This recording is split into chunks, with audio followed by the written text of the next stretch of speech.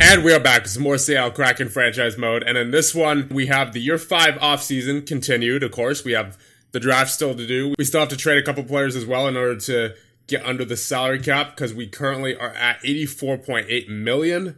And that's obviously above the regular season salary cap. So obviously I mentioned that I think I want to trade Lundestrom. And I think I'm going to trade him at the draft because we might be able to sneak a first round pick for him, depending on the interests. Obviously, I don't think it's going to be a high first round pick, but nonetheless, it'll still be a first round pick. And when we take a look at the first round picks that we currently have our own and Vegas's first round pick. We also have San Jose's second, so it's going to be a pretty busy early draft for us. So that being said, let's get right to the draft lottery. It's on the 6th. We're not in it this time, but it'll still be good to see it. Here we go, draft lottery time. So 16, you have Washington. 15, Ottawa.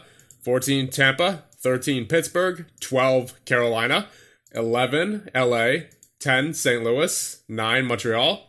No movement yet. 8, Detroit. 7, Edmonton. 6, Dallas. 5, the Coyotes. So the Islanders move up into the top 3. At 4, you have San Jose. So Minnesota also in the top 3. It is Chicago, Minnesota, and New York.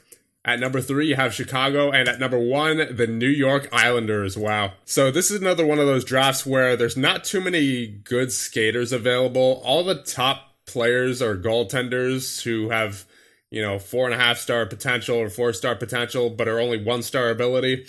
And if it comes down to it, I certainly wouldn't mind taking a goaltender just so that, we have some sort of future. And I mean, obviously we have Oettinger, but he's already 27, so by the time that one of these guys are ready for the NHL, he'll probably be, 32 or 33, I would say. So it certainly couldn't hurt to consider taking a goaltender at this point if there's one available. Our current picks are at 18 and 31. That is the pick that we got from Vegas, I believe. And I don't think there's anyone who's really worth moving up into the top 10 even for. So we'll just try to get pick maybe, 20 in exchange for Lundestrom. So around pick 20 is the Flyers, the Predators, you have the Rangers as well, Buffalo.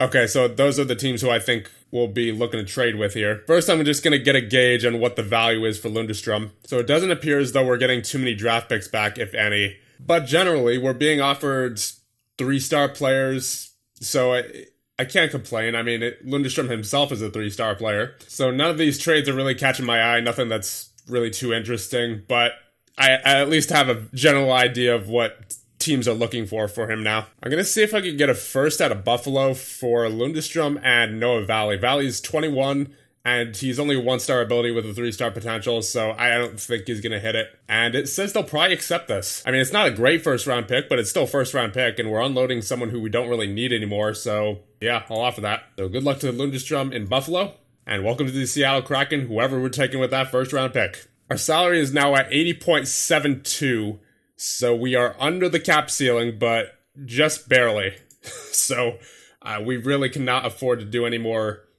big signings or trades, it looks like, unless we're clearing up cap. So getting back to the draft now, let's simulate until our first pick, which is at pick number 18. So you have the goaltender Connor Toms with the 3.5-star potential and a half-star talent. Very injury prone though, so I don't think I'll go for him. And the best potential skater currently available is Karel Hanak with the 1.5-star ability and 3-star potential. 15s and 14s everywhere. What about the center, Gregory Perry? Good offensive read, good temperaments, definitely an offensive player. 58 points last year in 56 games and a 70 grade. It's definitely between Hanak and Perry here. Hanak had 32 points in 43 games last year with a 63 grade. I think I like Gregory Perry slightly better. Even though he has less potential than Hanak does, he looks like, I don't know, I just think he'll be better in the long term. Because remember, potential can go up in this game, right? And what I tend to notice is it's the players that already have strengths that can be better long term, as opposed to players like Hanak who, they're not exactly strong in any one category. Obviously, he's really well-rounded, but there's nothing that sets him apart that's going to help him grow even further, So we'll be taking Gregory Perry with this pick. Welcome to Seattle. And we are now at pick 22. This is Buffalo's pick that we just traded for. Hanak is still available, so I mean, we could take him. Tom's is also still there, but he's very injury prone, remember? So if he's still there with Vegas's first, then I think I might take him, but for now I'm going to pass on him. So I've come across a pretty good offensive defenseman here in Donovan Lauren. Now, he doesn't have as much potential as, what's his name, Hanak, but what he does have, he has a lot of offensive strength. Look at that, 19 offensive read, 17 shooting range, 17 puck handling, and passing as well. And remember what I said, it's the players that already have strengths to build on that are able to push their potential to its limits, you know? So I'm not sure if I'm going to take him now or with the Vegas pick. He's projected to go 26, so that's soon. Where's Hanak projected? 149. Really? Okay, well then I might actually take Lauren here then.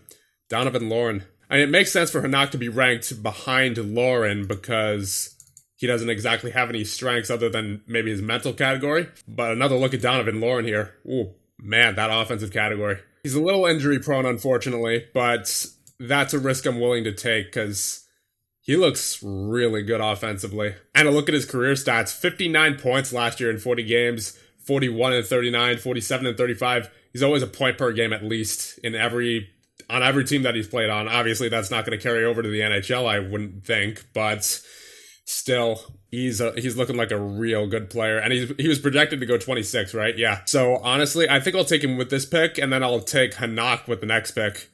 Yeah.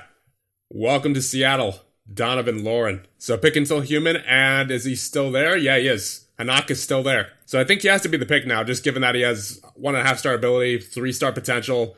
I didn't see anyone else who really stood out to me while I was scrolling through players. So yeah. Karel Hanak, welcome to Seattle. So that's the end of the first round, and we got basically everyone who we wanted out of that first round. As we take a look at our prospects now. Yeah, Hanak, Perry, and Lauren. So no real superstars out of that round, obviously, but it's still, like, that was a solid first round, I have to say. Given how late we were picking, I will certainly take it. So let's simulate to our next pick, which is either our own second or San Jose second. And I believe that would be San Jose second because we're currently picking at number 33, just 2 picks later. Wow. Outside of the first round, this is a really weak draft, I gotta say. I mean, I'm not seeing much that stands out. And even the top 5 in the first round wasn't the greatest because it was full of goaltenders with the 5-star potential. That was it, right? I think I'll just take, based off potential here, we'll go with Roman Agapanov. With our next pick, I may as well take a goaltender, Hansoto Mikey. I believe we're in round number 4 now. There's 1 2-star player left, and he is also coincidentally one of the few 2-star potentials left, so he's basically already hit his potential, but he already looks, you know what, he looks solid. And he's a goaltender too, so he may be useful. Yeah, sure. Jimmy Larson, welcome to Seattle. And there's only 1 2-star skater left who is 18 years old in Dudnik, Roman Dudnik.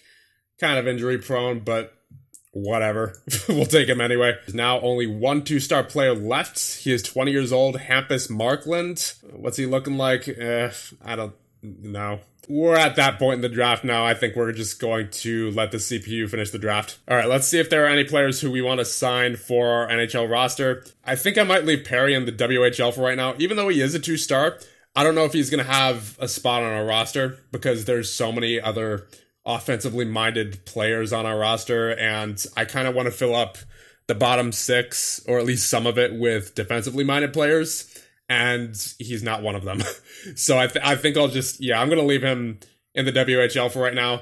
There's also Jimmy Larson, who we could sign as some insurance and goal. And remember, we still have Zooey down here, who is a defensive forward, or more or less anyway.